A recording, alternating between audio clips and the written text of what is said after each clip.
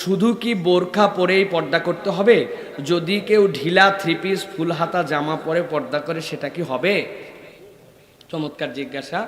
প্রিয় বোনেরা, প্রথমে মনে রাখতে হবে যে আল্লাহ রাব্বুল আলামিন আপনার আমার প্রতি যে দায়িত্ব দিয়েছেন, আল্লাহর সিস্টেমেই আপনাকে মেনে নিতে হবে। আল্লাহ রাব্বুল আলামিন যে পদ্ধতিতে পর্দা করতে বলেছেন একটু বিবেচনা করেন। নবীজির স্ত্রীরা সবাই বসে আছেন, নবীজির স্ত্রীরা সবচেয়ে শালীন পোশাক পরতেন, সবচেয়ে সুন্দর, সবচেয়ে মার্জিত।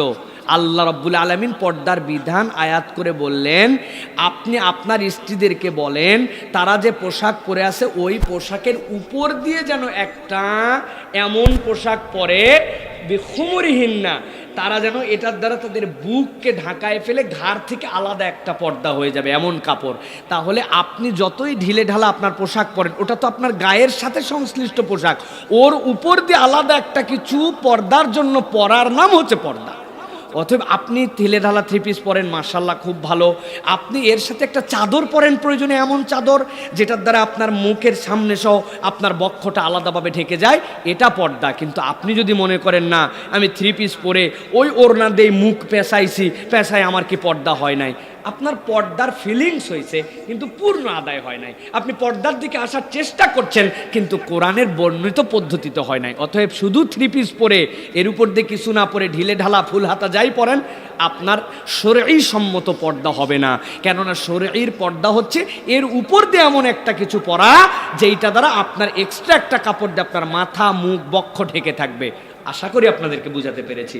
তবে কোনো মহিলা যদি এরকমভাবে থ্রি পিস পরে লম্বা হাতা পরে উপর দিয়ে এই হেজাব পরে ঘুরে, তাহলে তাকে যেন একবারে বলে ফেলেন না যে একবার তোর কিছুই হয় নাই। তাকে বলবেন তোমাকে আমি কৃতজ্ঞতা জানাচ্ছি বোন যে তুমি অন্তত চুল ঢাকায় রাখতে চাও, তুমি ইসলামের পর্দা মানতে চাও, কিন্তু এটা তো তোমার যে পদ্ধতি নিচ্ছ এই পদ্ধতি তো ইসলাম বলে নাই। আরেকটু সুন্দর করে একটা এক্সট্রা বোরখা পরো। আবার এক্সট্রা বোরখা পরে অনেক ঝামেলা বাড়ছে। থ্রি পিস পরলেও হয়তো কেউ কার দিকে তাকাতো না, কিন্তু বোরখাটা এবং ৮-৬ কোমরের কাছে এমন বেল্ট বান্ধা যে ওতে আরো শরীরের ভাঁজ বেশি বোঝা যায়। তাহলে কেবল এরকম বোরখা পরলেও পর্দা হবে না, ঠিক কি না? সেটাও শরীয়তের দৃষ্টিকোণ থেকে আপনার হতে হবে। প্রিয় ভাইরা, যেখানে একজন হায়েজ নেফাসওয়ালা মহিলা তিনি কোরআনের আয়াত ছুঁতে পারবেন না, কোরআন দেখে পড়তে পারবেন, আল্লাহ রুখসাত দিছেন, সেখানে বিসমিল্লাহির রহমানির রহিম আলহামদুলিল্লাহি রাব্বিল আলামিন এরকম হিজাব লেকে কপালের মধ্যে দাগায় ঘুরে বেড়াচ্ছে, মনে করতেছে যাক বিরাট কিছু একটা করে ফেলতেছি। আমরা বলতেছি আপনার হিজাবের হক আদায় হচ্ছে, কিন্তু এই জিনিসটা ইসলাম আপনাকে উদ্বুদ্ধ করে না। অতএব ইসলাম যে পদ্ধতিতে পর্দা করতে বলছে আমাদেরকে সেভাবে করতে হবে।